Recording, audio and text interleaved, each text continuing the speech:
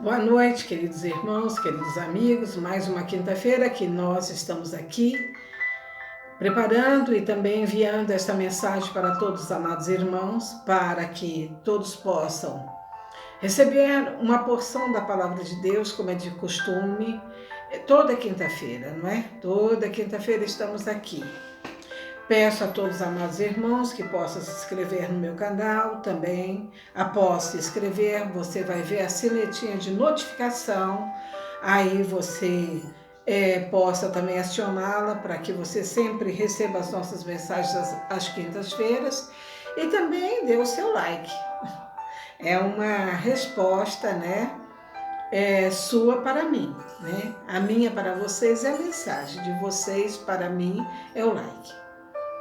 Eu estou muito satisfeita de mais uma quinta-feira estar aqui a serviço do Reino de Deus e sei que essa palavra é maravilhosa, é uma palavra de versículos conhecidos, mas ela sempre se renova.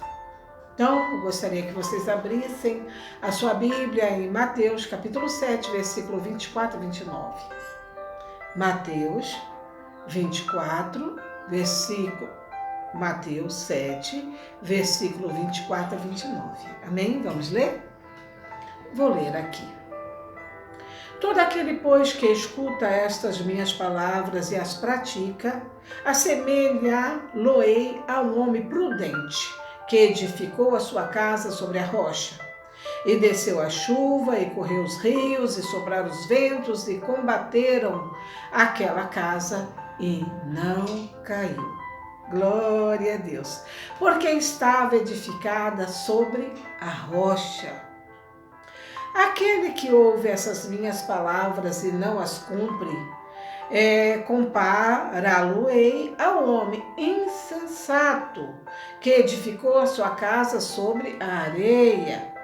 E desceu a chuva, e correu os rios, e sopraram os ventos, e bateram naquela casa, e a casa caiu, e foi grande a sua queda.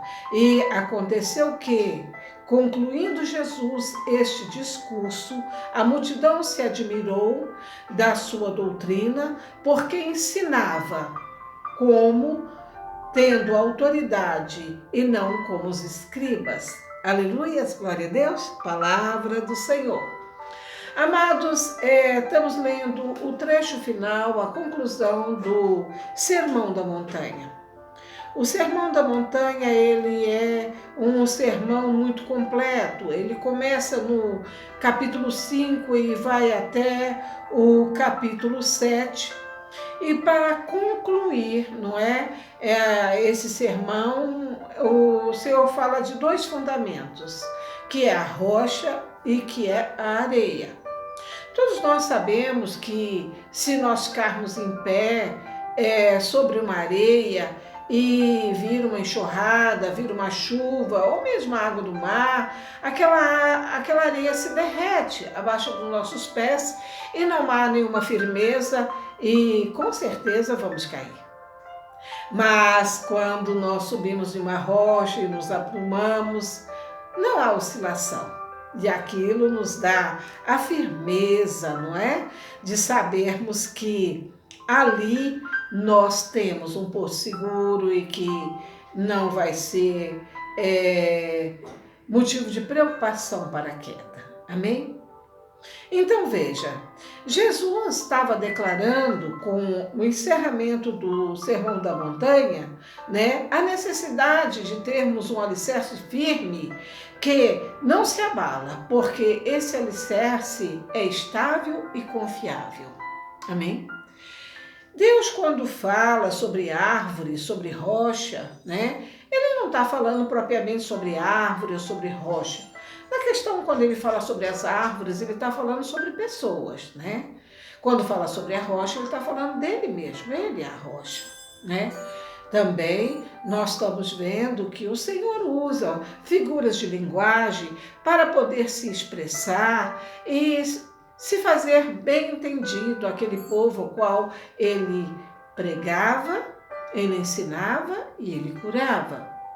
Mas antes dele estabelecer a cura para aqueles tão necessitados da misericórdia de Deus, ele primeiro, ensinava, pregava, preparava o coração das pessoas para que elas recebessem a cura.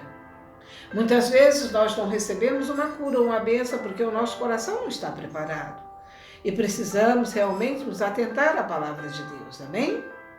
Então veja, naquele tempo em que Jesus veio, ele ao pregar aquela grande multidão, a multidão entendeu que Jesus, ao encerrar a pregação do Sermão da Montanha, com a parábola dos 2 alicerces, estava declarando que ele, Jesus, é a rocha, é o alicerce firme. Amém?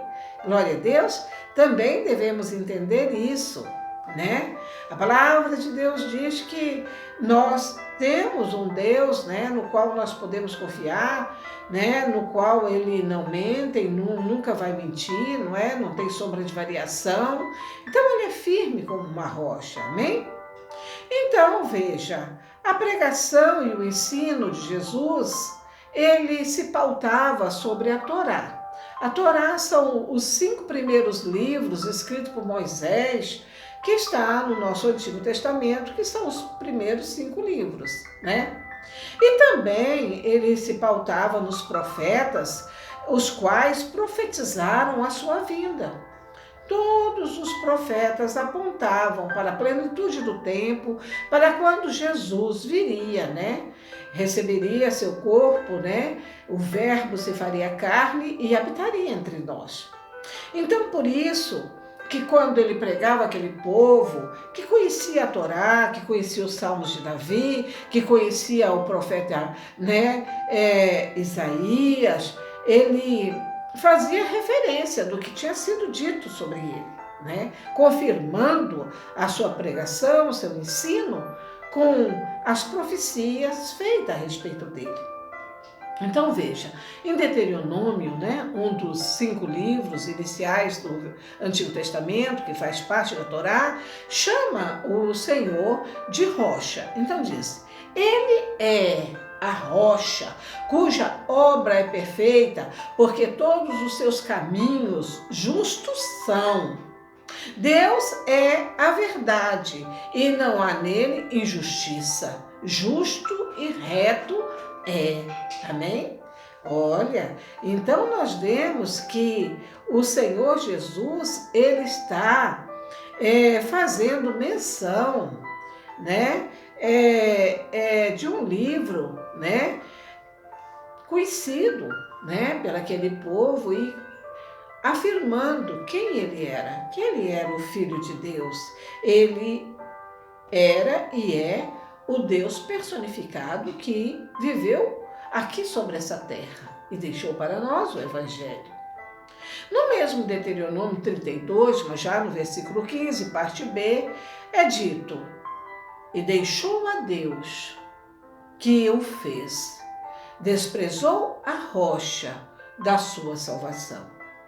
Amados, como as coisas se repetem. A palavra de Deus é a mesma ontem, hoje e eternamente. Nós, ao lermos a palavra, vemos o quanto ela é atual.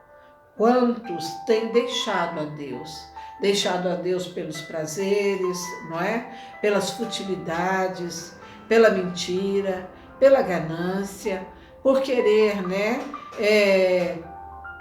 buscar coisas que em si não tem fundamento e que criarão asas e voarão para longe.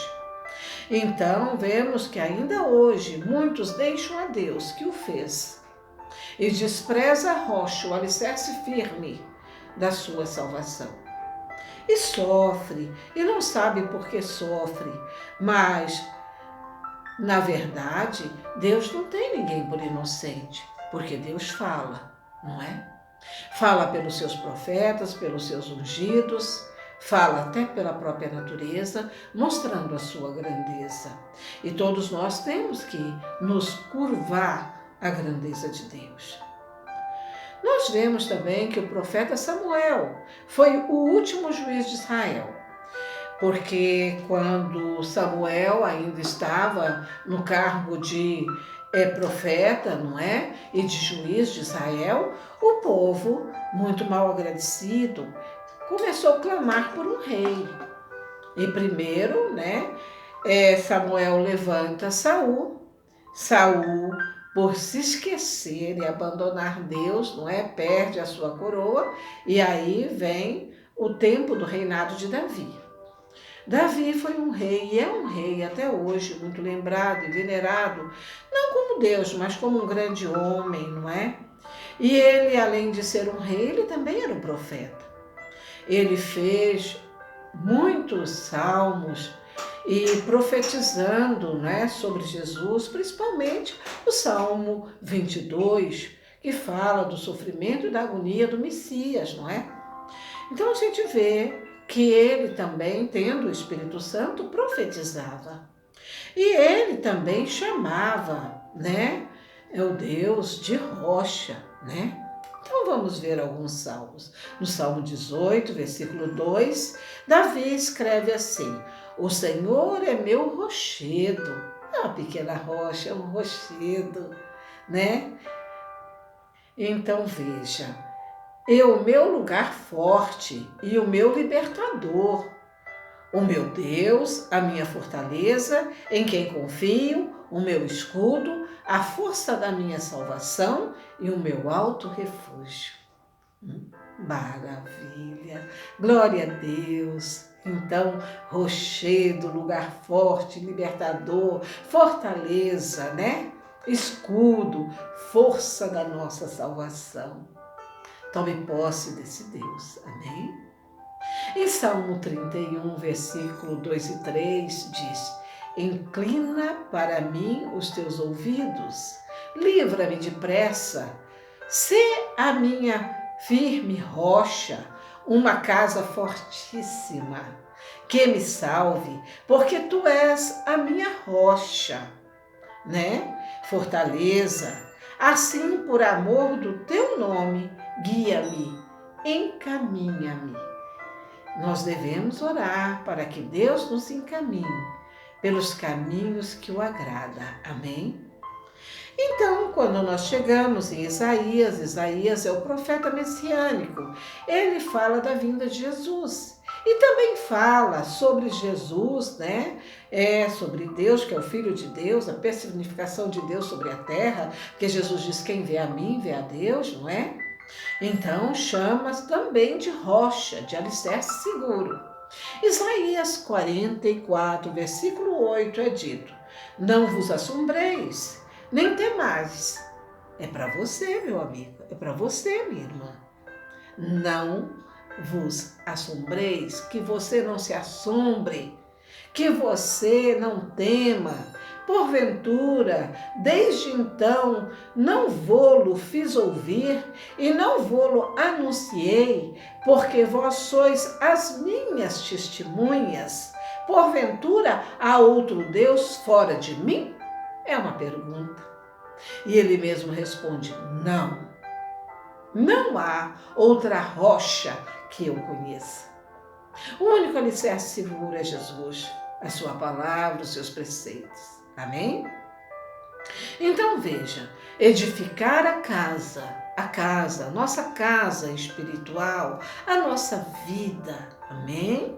Então, edificar a casa sobre a rocha, né? É edificar a vida sobre o único fundamento eterno que nunca será abalado, que é Jesus Cristo. Amém? As multidões entenderam bem a conclusão do Sermão da Montanha. Ele estava sabendo de quem Jesus estava falando quando se referia ao alicerce firme. E você também está entendendo, não é, meu irmão? Não é, minha irmã? Que o alicerce firme é Jesus? Então veja, eles ficaram maravilhados por causa da clareza, da força e autoridade com as quais Jesus ensinava. Jesus não ensinava como os fariseus, dando volta, não. Ele era direto. E ele dizia: firme-se em mim, nas minhas palavras, e aí vocês não serão abalados e vencerão. Essa palavra é para você hoje, Tome posse. Aleluia! Então veja, os seus ensinamentos eram radicais. Nós pensamos que na nova aliança as coisas são mais fáceis, mas não são. O Senhor, ele é radical, firme. Se no Antigo Testamento falava para não adulterar, como era coabitar um homem com uma mulher, né? E isso seria o adultério, né? Ou então fornicação, dependendo do estado civil de cada um. Mas Jesus é muito radical. Ele diz: se você olhar para uma mulher com um olhar, não é, de desejo, de lascívia, você já pecou. Naturalmente que isso também serve para nós mulheres, não é? Se olharmos com um olhar de lascívia e desejo para um homem, também já estamos pecando. Naturalmente que ninguém esconde a beleza, não é? Há homens, há mulheres muito lindos e que chamam a atenção. É natural olhar e achar a pessoa bonita. Mas até aí, ponto. Mais do que isso, já é pecado. Então, o Novo Testamento, ele é bastante claro na questão de que é necessário nós, não é, nos burilarmos melhor, nós não sermos pessoas grosseiras, mas sermos pessoas realmente temente, sabendo que ao aceitarmos Jesus e ao decidirmos ter uma vida reta, o Senhor está dentro de nós, através do seu Espírito e também com seus olhos sobre nós, não é? E nós sabemos que se fizermos alguma coisa que o desagrada, nós vamos entristecê-lo e certamente vamos nos envergonhar. E não queremos viver assim, não é mesmo? Então veja, a unção do Senhor Jesus maravilhava as multidões. Ao mesmo tempo, elas sentiam muita paz com os seus ensinamentos. Jesus, um verdadeiro mestre, com a autoridade de quem vivia o que pregava. Jesus não teve pecado, não teve mancha, e por isso ele pôde ser o Cordeiro Santo que tirou o pecado do mundo. Nós, como humanos, estamos, não é, sujeitos a erros, pecados, tropeços, mas se nós confessarmos o nosso pecado e nos arrependermos, o Senhor é fiel e justo para nos salvar, nos libertar e nos perdoar. Amém? Então, quando Jesus pregava, ensinava, né, ele cumpria a profecia de Isaías, o profeta messiânico que anunciava a sua vinda. E Isaías 54, versículo 13 diz: e todos os teus filhos serão ensinados, né? Apontava para a vinda do Senhor, né?